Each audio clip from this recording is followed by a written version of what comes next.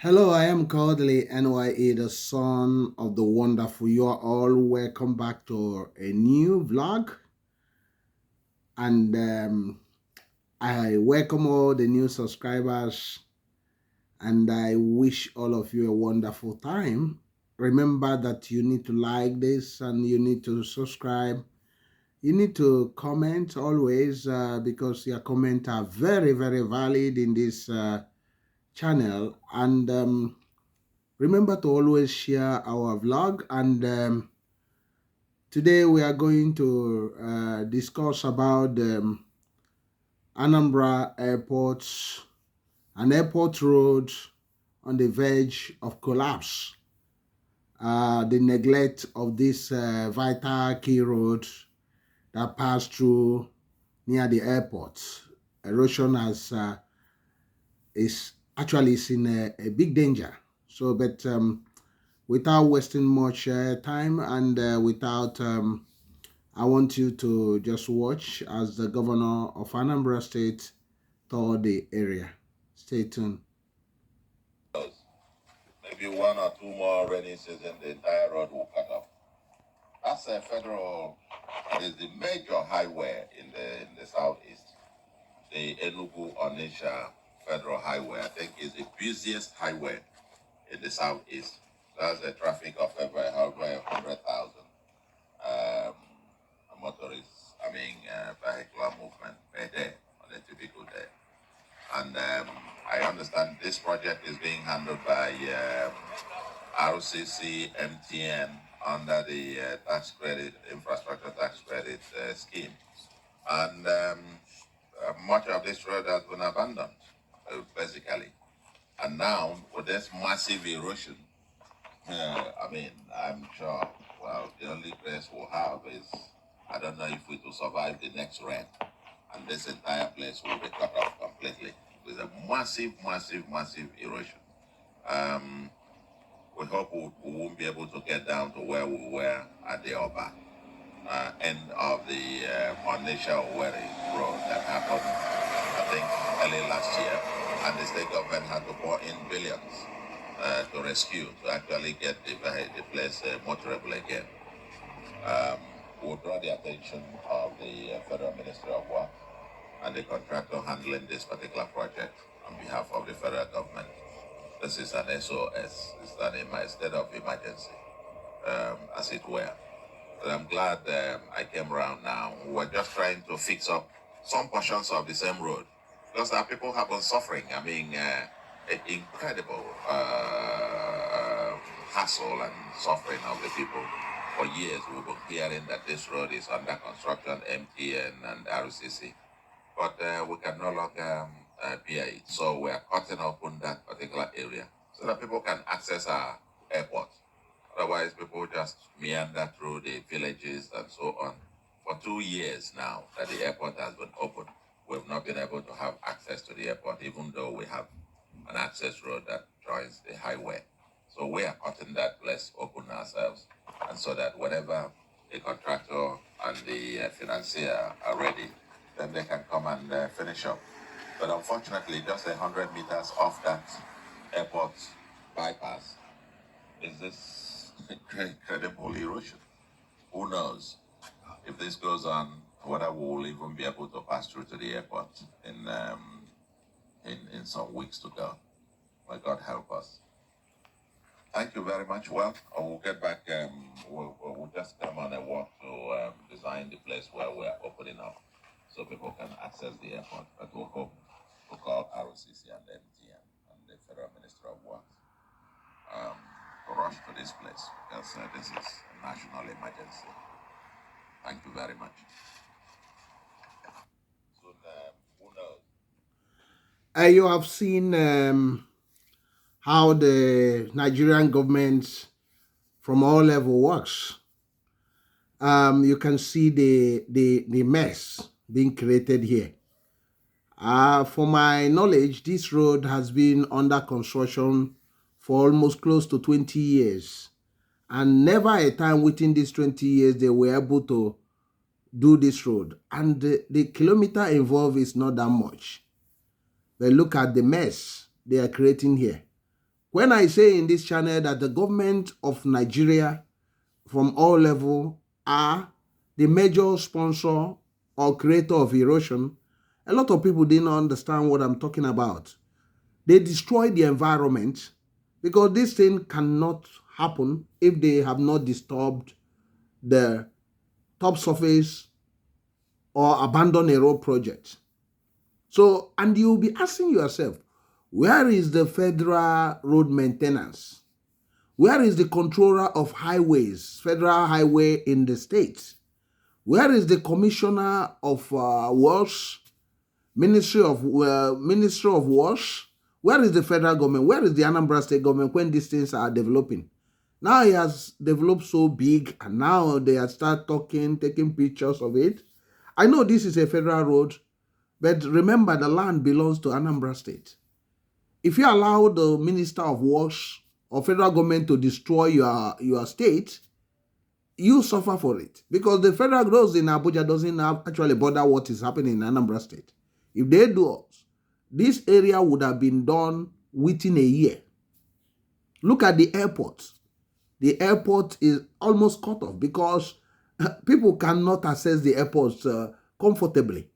So that's what we are talking. That Nigeria has incompetent leadership over the years, not just now, but over the years. 8 years of Buhari was a mess. This road, they keep on having a photo up. You see Fashola come, former Minister of Works. He take journalists around. Oh, they look at the federal government, this thing, and all these media propagandists who broadcast, oh, look at what the federal government is doing in the southeast. They are doing a lot. 8 years has gone. And the government of Tinubu coming again. You saw David Umahi come in here, make some noise all here and there. Nothing is happening. And they are busy awarding Lagos to Calabar highway, destroying properties, borrowing all sorts of money. But these are crucial roads that can encourage production, that can actually increase the economic growth of Nigeria. That will not cost that much to deliver this road, but they will not do it. For 20 years, this road continue like this. And the airport, you can access the airport. I thank God that Governor Soludo come in, but it's actually too late for him to. He would have come in when this thing is developing. That shows responsibility. When people are talking about the leadership failure in Nigeria and the east of Nigeria, you can understand. Because a sitting governor would have seen all these things and act without actually waiting for the government, because now he's developing into a monster gully erosion. When he's developing little, you can come and just fill it up, because the federal government, the Minister of Works doesn't bother. They're basically in Abuja, making noise all over the place. Wasting, people's space. So those people doesn't care. Do they care? Not at all. They don't care. None of them care. So that's why as a governor, you must also look at their state, because the devastation the federal government is living in your state is the people of the state that are suffering. And these are also what create also insecurity, because with all those things happening, these hoodlums and the riffraffs will be standing on there and welling people. That's why we are talking that Professor Chukwuma Soludo must, hold the state, in his hand and lead from the front. Forget about the federal government. Let us get our state working. Let's forget about this nonsense federal roads, this and federal roads that. Let's go on all those roads and do what we can do and create economic growth for ourselves. We cannot be waiting for this federal nonsense. You can't continue. That's what is also happening in the security sector. Are you waiting for incompetent police to guide the people so that the economy will be going and people will be coming out to do their business? No, if you continue waiting for them, I'm telling you, nothing will happen. So, and it will be a failure on their own part. That's why we must arise from this deep sleep. The governor must arise. All his aides must arise. The state must arise. This thing cannot continue this way. Because once they continue, no hope for the state, no hope for the people. And the people are suffering the economic disaster these politicians has caused the nation. So that basically, they need to do something as soon as possible without any further delay, because delay is very deadly. This airport should be one of the best airports in Nigeria, best performing airport, but you need to make it to be attractive to traveling populace. The access road must be made available. The state cannot continue waiting for the federal government, because the federal government doesn't bother about the state. To be frank, they don't bother. They don't care about what is going on. They don't bother. They don't care. That's why we must all come into agreement that we need to push forward. The governor must push forward. The governor must be proactive. Must be proactive. Look at the number of personnel working with you. Make sure that they are not staying in their office. Let them be all the time moving. If I were to be the governor, most of these key roles, we have people looking after that. Their main job is to make sure that all these major roles, they are assigned people that are in charge of that place. So anything that is not working in that road, I hold that person responsible. So if there is a gully erosion or potholes and it's not reported within 1 week, that person will be fired immediately. So everything has to, you must create a system where things will be working. People will take responsibility. Because without doing that, nothing works. As a governor, you might not be able to see everything. But once you have capable hands, things will be happening. You see why the environment and the security has been a challenge in the state, because it depends on the people you put there. If they are not actually working, or you are not actually passionate about all those areas, nothing will happen. Because some of them complaining that, the governor doesn't bother much, so that they cannot work with their hands.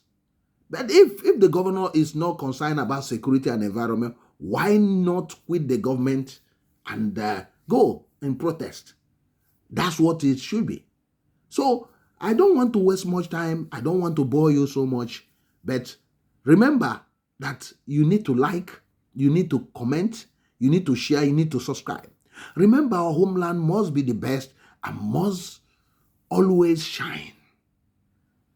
I am Kodili-nye, the son of the wonderful.